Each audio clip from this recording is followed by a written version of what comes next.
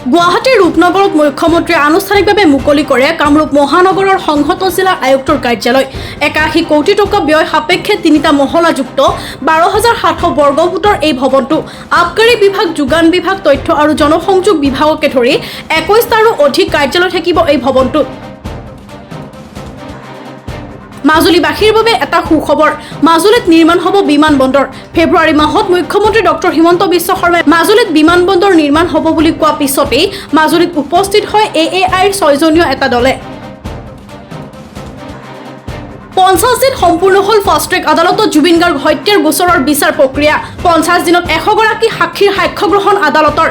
জুবিন হত্যাৰ গোচৰত SITয়ে 394 গৰাকী সাক্ষীৰ সাক্ষ্য গ্ৰহণ কৰে।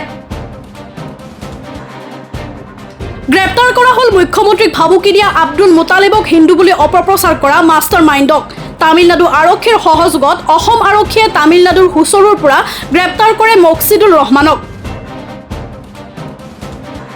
মহানগৰীৰ কৃষ্ণনগৰত ভয়ংকৰ ঘটনা, খহি পৰিল ৰাজ্যিক চিৰিয়াখানাৰ গাৰ্ডৱাল।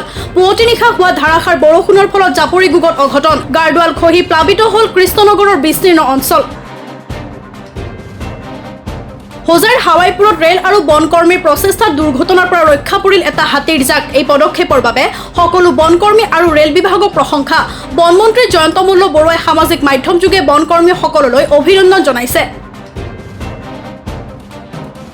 ৰাতিপুৱা মহানগৰীৰ শুক্ৰেশ্বৰত ভয়ংকৰ পথ দুৰ্ঘটনা, সেনাবাহিনীৰ এখন বাহনে নিয়ন্ত্ৰণ হেৰুৱাই খুন্দা মাৰে বিদ্যুতৰ খুঁটাত। বাহনখনৰ ওপৰত বাগৰি পৰে বিদ্যুৎ পৰিবাহী খুঁটা, যাৰ ফলত শ্বৰ্ট চাৰ্কিটৰ ঘটনা সংঘটিত হয়।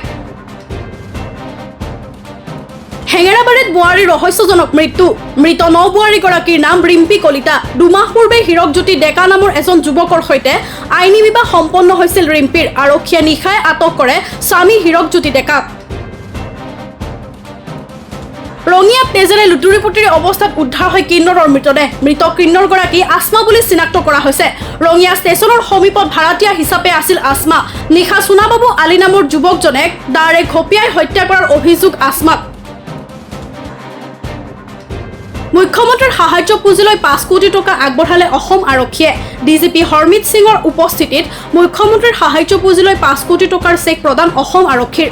বানপীড়িতৰ কাষত থিয় দি সহমৰ্মিতা দায়বদ্ধতাৰ পৰিচয় অসম আৰক্ষীৰ।